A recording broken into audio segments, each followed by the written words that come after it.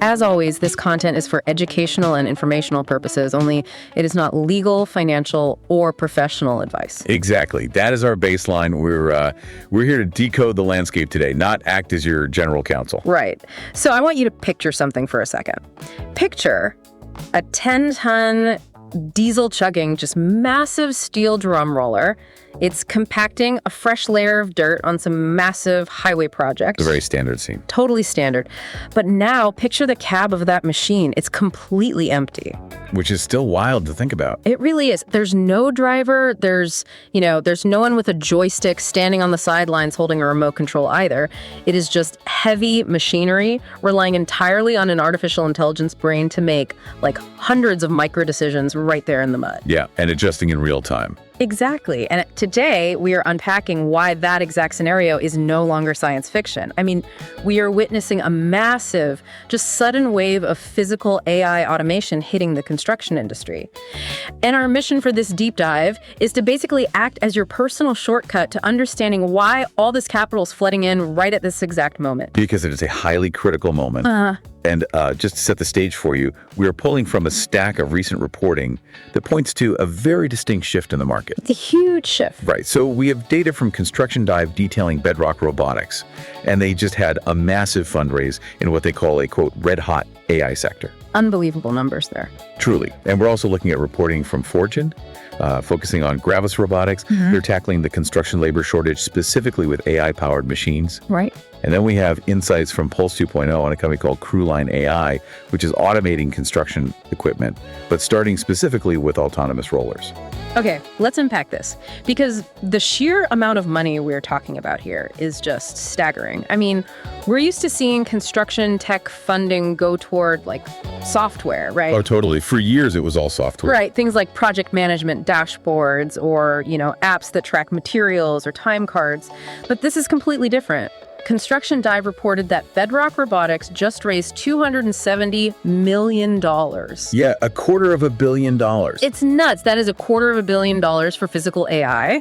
And then you have Gravis Robotics securing $23 million and Crewline AI raising $7.1 million. Three distinct companies pulling in huge capital to essentially put robots in the dirt, all in the exact same news cycle. Right. And what's fascinating here is what that actually represents. It's a fundamental migration of capital. I mean, for the last 10 years or so, venture capital in construction was completely obsessed with the flow of information. Just moving data around? Exactly. Bits and bytes. An app that, digitizes your blueprints so you can view them on an iPad. Right. But software overhead is relatively cheap. You pay for cloud servers, you pay for some developers, and that's it. Right. When you build an autonomous soil roller or a smart excavator, your overhead involves literal steel fabrication.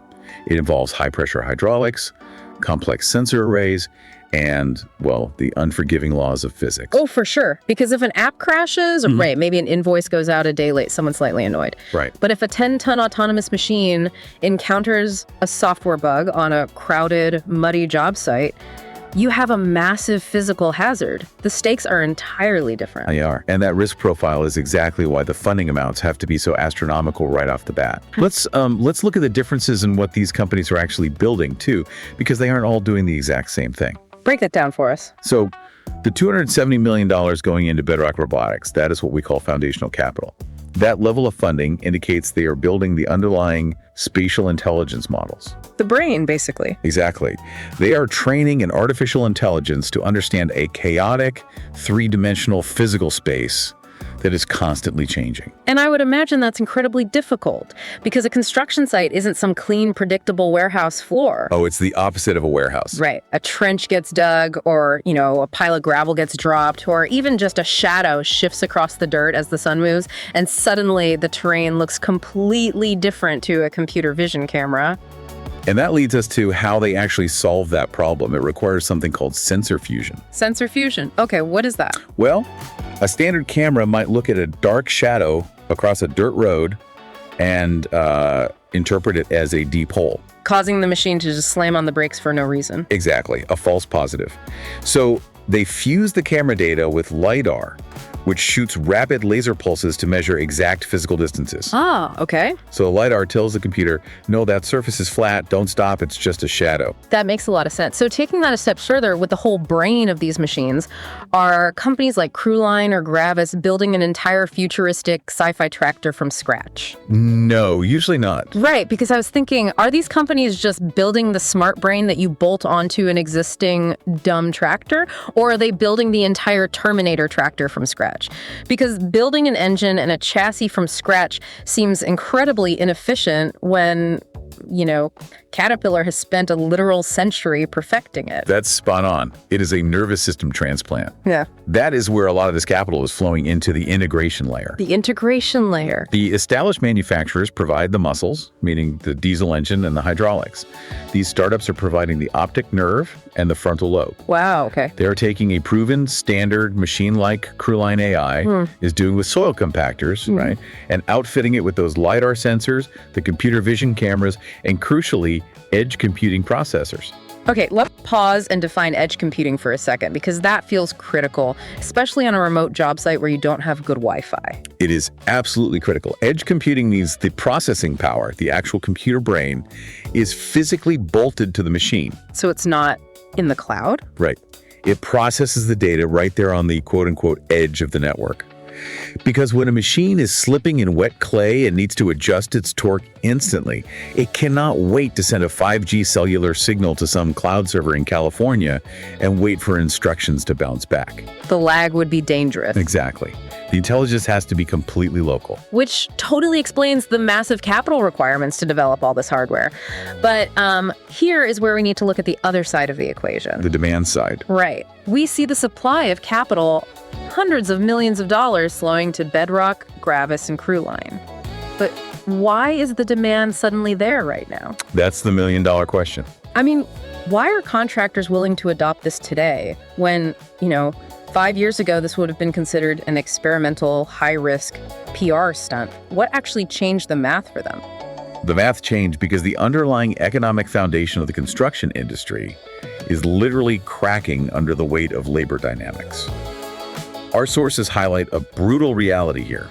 Construction labor costs are rising at a rate of 5% year over year. 5% every single year. Every year, compounding. Man, if I'm a contractor bidding on a 3-year hospital project, a 5% compounding annual increase on my workforce is a margin killer.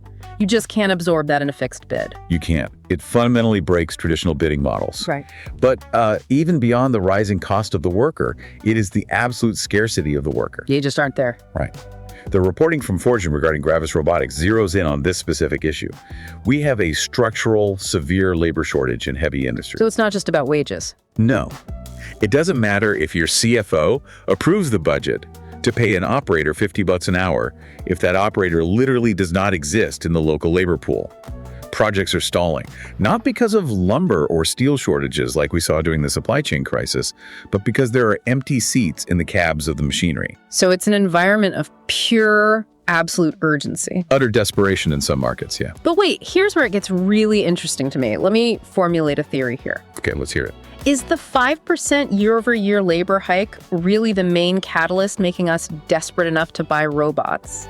Or is it simply that the AI technology has finally gotten it cheap enough that the return on investment timeline makes sense for a normal mid-sized contractor, not just the megacore? That's a great distinction. Like, are we buying robots just because we are desperate or because they are finally just a really, really good financial deal? It is the intersection of both, to be honest, but the shrinking ROI timeline is the true trigger here. Okay, walk me through the timeline. So 5 years ago, retrofitting a machine with autonomous capabilities might have taken, a decade to pay for itself. Right, and no mid-sized contractor is going to float an experimental technology for 10 years waiting to break even. Exactly. But today, the cost of those LiDAR sensors has plummeted. The cost of computing power has plummeted. Because everyone's building it. Yes. So as labor costs go up 5% every year and tech costs drop simultaneously, those two lines cross on the graph. Suddenly, that autonomous roller pays for itself in 18 to 24 months. Whoa, under 2 years. Under 2 years. When a piece of machinery solves your most chronic operational headache-finding reliable labor, and it pays for itself in 18 to 24 months, it is no longer an experiment. It's a no-brainer. It becomes a mandatory operational upgrade. You're leaving money on the table if you don't do it. Okay, so if the math says you literally have to buy this to survive, but the reality is that the physical job site is, as we established, chaotic and unpredictable. How does a contractor actually deploy this without causing a massive operational catastrophe? Very carefully. Right, so we need to build a contractor readiness checklist. Let's put ourselves in the listener's shoes for a second. You're a fleet manager, you see the ROI, you want to buy a Crewline AI roller. What is the very first hurdle you hit? Well, surprisingly, the first major hurdle has absolutely nothing to do with the dirt. Really? It has to do with paper, specifically procurement and insurance. Navigating the liability landscape for an autonomous heavy machine is incredibly murky right now. Oh, I didn't even think about that. Because if an unmanned roller accidentally backs into a freshly poured concrete retaining wall and causes $1 million in damage, whose fault is it? That is the big question. Right. Is it the contractor who deployed it? Is it the software developer in Silicon Valley who wrote the algorithm? Or is it the hardware company that built the faulty sensor? That is the exact nightmare scenario underwriters are actively wrestling with as we speak. Let's look at how insurance actually works. Actuaries base their premiums on vast oceans of historical data. They have 50 years of data telling them exactly how often a tired 25-year-old human operator makes a mistake in a skid steer on a Friday afternoon. Right, they have the stats on human error dialed in. Exactly. But they have 0 years of actuarial data on how a Crewline AI autonomous roller performs over a decade. So they are essentially flying blind on pricing the risk. They are, which means contractors cannot just assume their existing general liability policy covers a robot. Oh, wow. Yeah.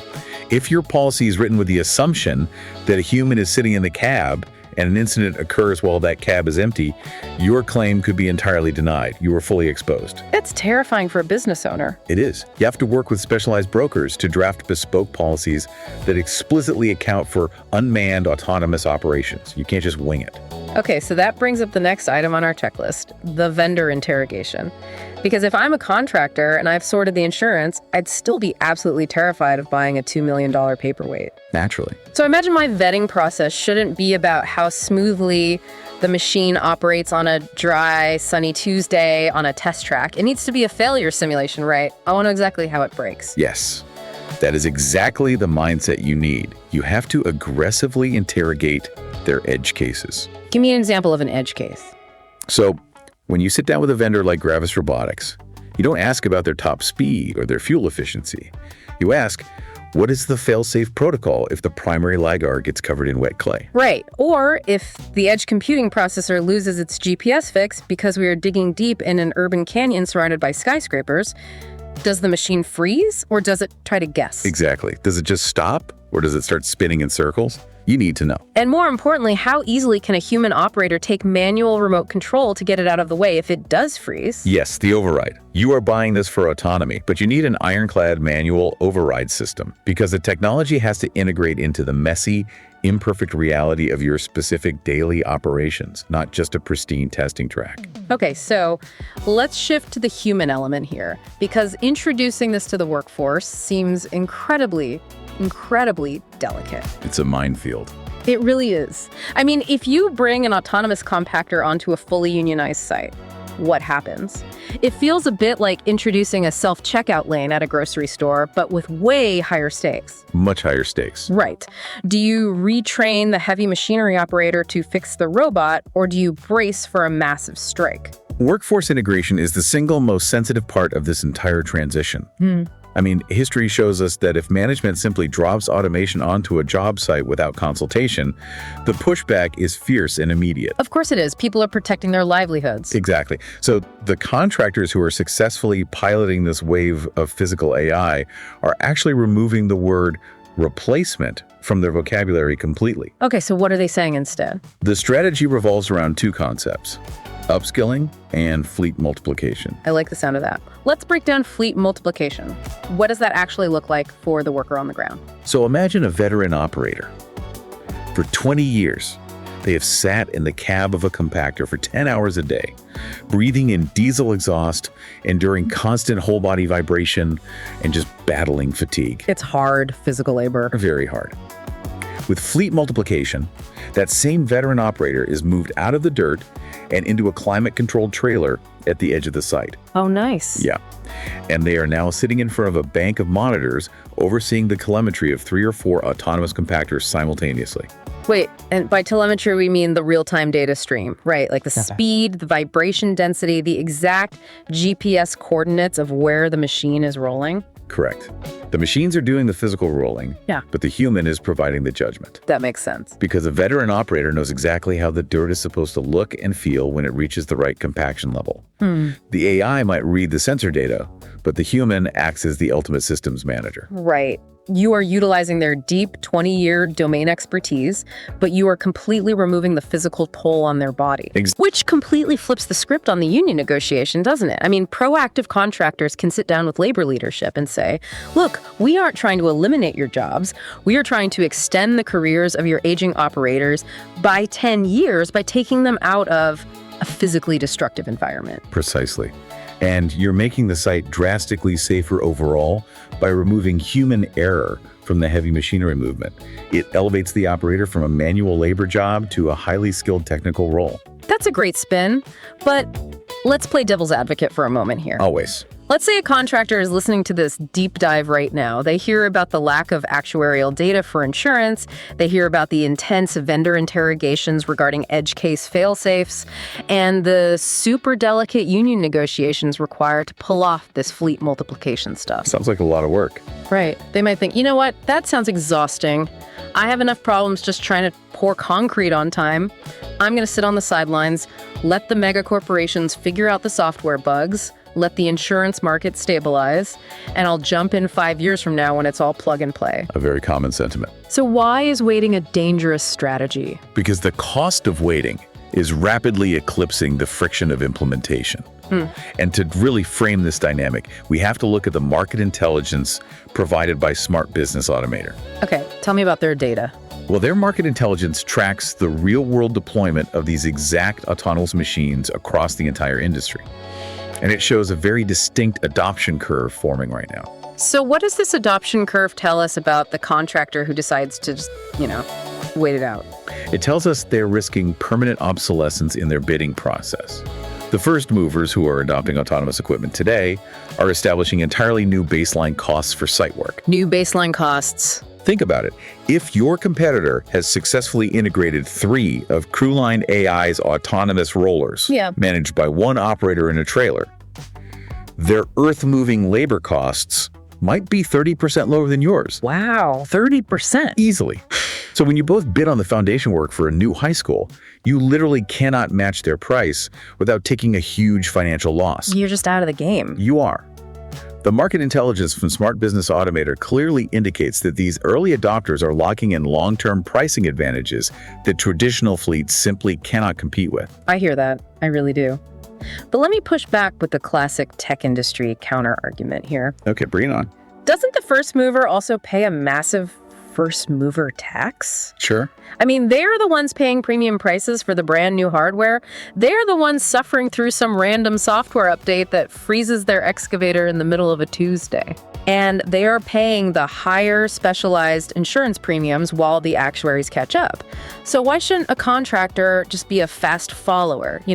Let your competitor bleed a little bit, learn from their mistakes, and then buy the cheaper version 2.0 robot. In the software world, being a fast follower is often a brilliant strategy. Right. Let someone else find the bugs in the code. Exactly. But in physical, hardware-based automation, being a fast follower is a trap. And the context provided by Smart Business Automator's market intelligence really highlights why. The early friction you mentioned is heavily outweighed by 2 massive compounding advantages. Okay, what's the first advantage? Leverage with the vendors. Companies like Gravis Robotics or Bedrock are in their early growth phases right now. They desperately need marquee clients to prove their tech works in the real world. They need case studies. They do. So if you adopt early, you are locking in highly favorable early stage pricing. But more importantly, you get their top-tier engineering support physically on your site. Oh, that's huge. They will bend over backward to ensure your project succeeds, because they need your logo on their pitch deck. Right. They can't afford for your project to fail. Exactly. If you wait 5 years until they're an industry giant, you're just another ticket in their customer service queue. That makes total sense. You get the white glove treatment when they actually need you. Right. What's the second advantage? The moat of operational integration. A moat. Okay. Think about what we just discussed. It takes a year to train your workforce, rewrite your daily safety protocols, sort out the insurance, and optimize your site logistics to seamlessly blend humans and robots. It's a huge cultural shift. Massive. So if you wait until the technology is quote unquote perfect to buy it, your competitor is already 3 years ahead of you in understanding how to actually use it. You can go out and buy the exact same autonomous machine they have, but their organization possesses the institutional muscle memory to deploy it efficiently, and yours does not. That is a phenomenal distinction right there. It is not just about having the capital to buy the tool. It is about having the organizational muscle memory to wield the tool. You can't just flip a switch and have an AI integrated workforce overnight. You really cannot. And that is the ultimate takeaway here. We are watching the modern construction site fundamentally evolve in real time. Before our eyes. It is transforming from a battlefield of purely manual labor, diesel mechanics, and brute force into a highly advanced AI-driven fleet management operation. The dirt remains exactly the same, but the mechanism of moving it is undergoing a generational shift. It really is. And, it leaves you with this wild thought to mull over as you look at your own operations moving forward. Let's hear it. Well, if autonomous rollers, autonomous excavators, and self-driving cranes become the absolute boring industry standard in 10 years, will a contractor's competitive advantage completely shift? Will it move away from who has the most skilled, steady-handed human operators in the cabs, and instead become a game of who has negotiated the cheapest industrial electricity rates for their site charging stations? Oh, wow. Yeah. Right. Will the winning bid go to the contractor who has the absolute most reliable zero latency 5G data plan on their job site? Are we fundamentally trading diesel and muscle for bandwidth and megawatts? That is exactly the horizon we are driving toward. And the companies preparing for that reality today will be the ones winning the bids tomorrow. It is a wild future to think about, but it's arriving right now. Listen, if you are evaluating autonomous equipment for your fleet and you want to ensure you are staying ahead of this adoption curve, sign up at smartbusinessautomator.com before the public rollout. You can become a beta tester, get first access to their market intelligence, and really start building that institutional muscle memory today. That's our deep dive into the physical AI wave. We will catch you on the next one.